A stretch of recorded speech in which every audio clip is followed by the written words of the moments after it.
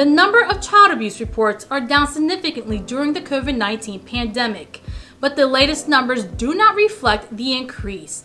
The lack of reporting is because children have lost protective factors such as schools, teachers, guidance counselors, coaches, and extended families. With more than 4,600 laboratory-confirmed COVID-19 cases and 100 deaths in Delaware, Governor John Carney decided to close schools for the rest of the academic year. We're making it official that the schools will remain closed for students through the end of this school year.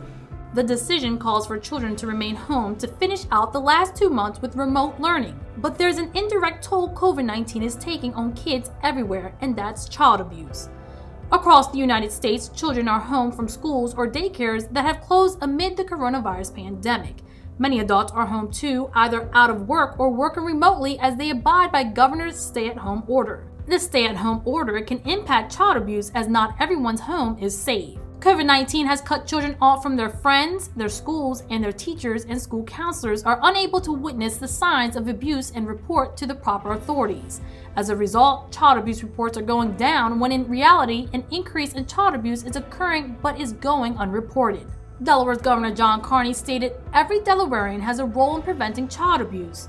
While we are socially distancing and staying in our homes, it's important for us to recognize that there are many children in our state who don't feel comfortable in theirs. Please remember, there is always a support number just one call or email away, and share resources with those who may need them during this uncertain time." There are signs of hope. Delaware Children's Department has made key changes to adapt to the COVID-19 crisis and continue to support the resiliency of families.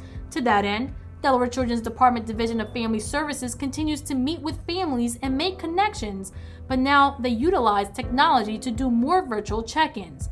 They continue to make necessary home visits, but do so while taking precautions to protect themselves and the families they serve. Each day, my staff work tirelessly to support children and families, but they need your help. During this very difficult time, we know that families are suffering in isolation and that incidents of child abuse could go unreported. Join us in supporting those families and children to get them the help that they need. Another needed resource, Delaware Project Launch, is supporting families in the city of Wilmington and has initiated Connections Cafes utilizing Zoom to provide support, effective coping techniques, self-care tips, and hands-on activities for both caregivers and their young children to address issues related to anxiety, stress, social isolation, and relationship building. No one knows how long this pandemic will last, and that uncertainty can cause anxiety, tension, and irritability for children and caregivers. In America, an estimated 1 in 15 children is exposed to intimate partner violence each year, 90% of them as eyewitnesses to the violence. And an average of 137 women across the world are killed by a partner or family member every day. We will never know in how many of these cases there's a child in the next room or in the room itself. Anyone with a concern about child abuse or neglect can call the state's 211 hotline or visit the Delaware Children's Department online portal.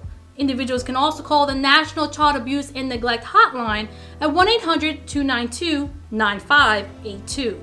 Together, we can make a difference in a child's life. Reporting in Wilmington, Delaware, Yesenia Taveras, 22 News.